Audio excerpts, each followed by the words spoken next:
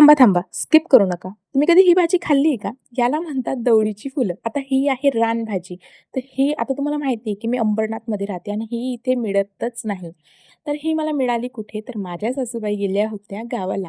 त्यांना ही तिथे मिळाली आणि मग ते तिथून घेऊन आले. मग त्यासाठी म्हटलं चला आज बनवते आहे, तर तुमच्यासोबत सुद्धा मी ही रेसिपी शेअर करते. आता याला अंडी घालून सुद्धा बनवतात, पण मी अंडी वगैरे आणि आमच्या घरात आता सध्या बंद केलेलं आहे.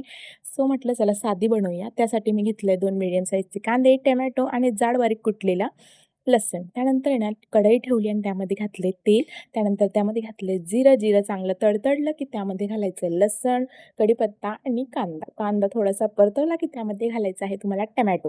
टोमॅटो थोडासा नरम पडला की लगेच त्यामध्ये हळद घाला, तिखट घाला, त्यानंतर थोडंसं गरम मसाला आणि धनेपूड. मसाला व्यवस्थित परतवल्यानंतर 3 ते 4 वेळा पाण्याने स्वच्छ धुवून घेतलेली ही दवडीची फुलं त्यामध्ये तुम्हाला घालायची आहे. दवडीची फुलं व्यवस्थित त्यामध्ये टाकल्यानंतर ती मसाल्यामध्ये थोडीशी परतवून घ्यायची आहे. त्यानंतर तुम्हाला शेवटी त्यामध्ये काय करायचं, थोडंसं म्हणजे अर्धा ग्लास पाणी घालायचं आहे आणि त्यानंतर त्याला थोडीशी वाफवून घ्यायची आहे. शेवटी तुम्हाला घालायचं आहे चवीनुसार मीठ.